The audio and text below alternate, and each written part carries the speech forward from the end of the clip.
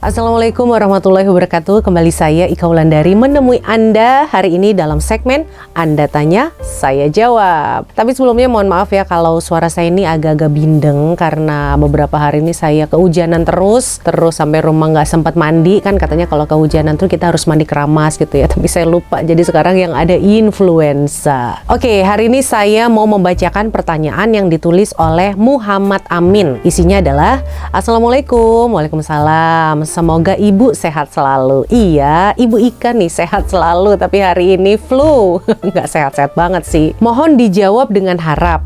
Pertanyaan adalah ketika paspor sudah di blacklist BLI di tahun ini, lalu bikin lagi paspor baru di tahun yang sama, bisakah digunakan untuk masuk ke Malaysia dengan aman? Soalnya ada calo yang nyuruh untuk bikin paspor baru lalu bayar Rp700. Nah, ini pertanyaannya panjang juga ya dan memiliki banyak bagian untuk dijelaskan satu persatu. Oke, saya jawab ya, tapi ini menurut yang saya tahu aja ya, karena kan tidak semua hal saya tahu jawabannya, tapi setidaknya saya coba membantu memberikan jawaban. Bagian yang pertama nih, paspornya sudah di blacklist dengan COP BLI. Nah, yang harus Anda pahami tentang status BLI ini adalah yang di blacklist itu adalah diri Anda melalui bagian tubuh Anda, yaitu sidik jarinya nih. Kedua tangannya kan semuanya ketika bayar compound di jabatan imigrasi itu kan di-scan ya sidik jarinya. Anda pertamanya diambil sidik jari jempolnya, kemudian kanan kirinya 4 jari. Nah, yang di blacklist itu adalah sidik jari Anda. Kemudian wajah Anda ini juga kan difoto ya. Nah, ini juga di blacklist. Lalu COP yang ada di paspor Anda itu, yang COP warna merah tulisan BLI, itu adalah sebagai tanda saja, sebagai pertanda untuk dokumen administrasi negara Malaysia. Dan jangka waktu di blacklist itu ada di COP paspor Anda nih. Di COP itu pasti ada tulisan Anda di blacklist mulai tanggal berapa, bulan berapa, tahun berapa, sampai tanggal, bulan, tahun sekian. Nah, di situ kan sangat jelas ya, tertulis oleh Immigration Malaysia. Anda lihat saja di COP BLI yang Anda miliki di paspornya. Kemudian bagian keduanya nih yang Anda tanyakan adalah Anda mau buat paspor baru di tahun yang sama ketika Anda di blacklist. Apakah paspor yang akan Anda buat itu bisakah digunakan untuk masuk ke Malaysia dengan aman? Jawabannya tidak akan Anda bisa masuk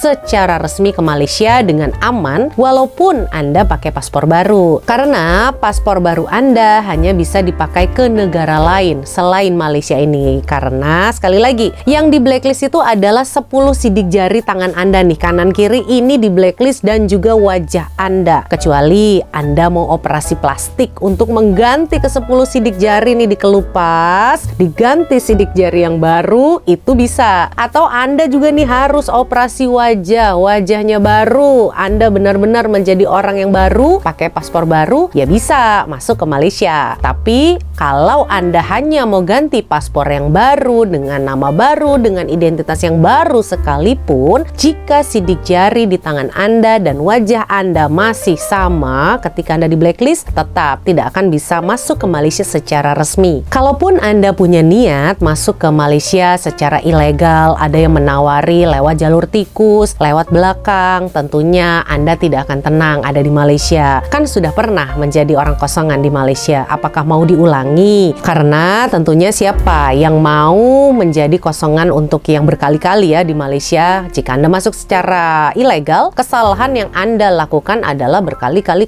lipat. Sudahlah masuknya secara ilegal, ditambah status Anda masih blacklist aktif. Hukumannya kalau ketangkap ya mantap sekali. Nah, bagian yang terakhir, ada calo yang nyuruh Anda untuk bikin paspor baru, lalu bayar Rp700. Dijamin ini hanyalah penipuan. Duit Anda akan dimakan sama penipu ini. Kalau Anda benar-benar akan dimasukkan ke Malaysia, tentunya itu lewat jalur belakang. Dan setahu saya jalur belakang itu lebih dari Rp700 ya. Ada yang bayar Rp3.000, ada yang Rp4.000, bahkan sampai Rp8.000. Kalau hanya Rp700 yang dia minta, Anda belum pernah ketemu sama dia, setelah uang Anda Anda setor, Anda akan diblokir dan Anda mau cari dia kemana tidak akan ketemu. Yang pasti bayar Rp700 untuk masuk ke Malaysia pakai agent itu rugi banget lah ya, karena 700 itu pasti Anda uangnya akan diembat sama dia. Buang-buang uang begitu aja, rugi lah pokoknya. Karena uang Rp700 itu sekitar 2 juta rupiah ya, kan itu bisa dipakai untuk modal jualan gorengan atau jualan pecel sayur gitu, malah bisa lebih bermanfaat dan juga bisa punya usaha sendiri daripada masuk lagi ke Malaysia. Jadi yang harus Anda pahami saat ini tentunya sudah cukup dewasa, sudah tua, sudah tahu untuk memutuskan mana yang baik, mana yang buruk, mana yang benar, mana yang salah. Sudah di blacklist di negara Malaysia, artinya Anda sudah melakukan kesalahan dan melanggar hukum di sini. Jika Anda masuk lagi ke Malaysia dengan status blacklist aktif, Anda tidak akan tenang, tidak akan aman, resiko dan konsekuensinya Anda yang akan menanggungnya. Kalau menurut saya hal seperti ini sudah tidak perlu ditanyakan lagi ya. Sudah blacklist ya sudah diterima saja dengan lapang dada. Hidup kita ini kan masih banyak pilihan ya, bukan segalanya tentang bisa masuk ke Malaysia lagi nih. Entar ada yang komen, Mbak Ika enak aja tinggal ngomong-ngomong gitu kan. Lah ya emang kampanye saya di YouTube saya ini supaya semakin tidak banyak pati yang ada di Malaysia ini yang berasal dari Indonesia. Dan kampanyenya yang bisa saya lakukan ini ya hanya lewat omongan saja. Kalau edukasi saya ini tidak didengarkan, ya itu terserah Anda. Setidaknya saya sudah mencoba untuk memberikan kesadaran dan sedikit pengetahuan bahwa penderitaan menjadi orang kosongan itu bukan sekedar omong kosong.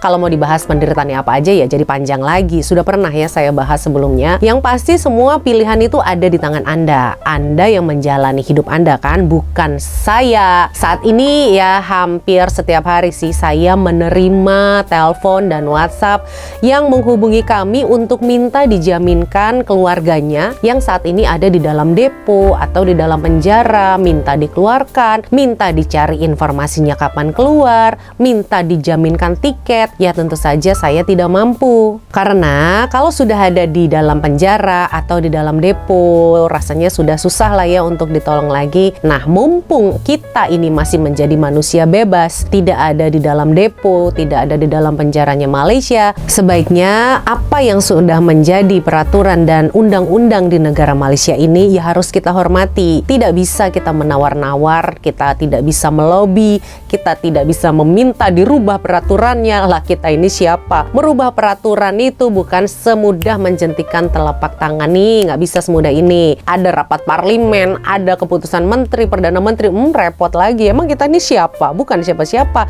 Kita ini nol di Malaysia ini. Kita ini cuman ya butiran debu aja. Nggak bisa kita mau minta nego-nego. Kak saya tolong dong, gimana caranya mau minta dihapuskan blacklistnya? Nggak bisa. Namanya blacklist ya sudah blacklist saja. Mau dihapus juga ya nggak bisa. Bukan tulisan-tulisan yang ada di kertas bisa dihapus pakai penghapus gitu, enggak ya. Jadi kalau ada yang menawar-nawari, entah itu iklan-iklan di Facebook, di TikTok yang bisa memasukkan Anda katanya dengan mudah secara resmi, apalagi sampai di Malaysia bisa dapat permit, itu hanyalah sebuah dongeng dan hayalan dan ilusi saja. Daripada kita buang-buang uang untuk membayar si agen-agen yang hanya mau uang Anda, sebaiknya tutup buku. Case close, sudah tidak usah datang lagi ke Malaysia ya. Oke, baik, sekian segmen Anda Tanya Saya Jawab sampai di sini. Nanti pertanyaan-pertanyaan yang lainnya saya coba satu persatu jawab ya, tapi nggak bisa semua saya jawab. Jika sudah ada informasi yang pasti dan juga validnya, insya Allah nanti akan saya share. Sekian, saya Ika Wulandari undur diri. Wassalamualaikum warahmatullahi wabarakatuh. Dadah.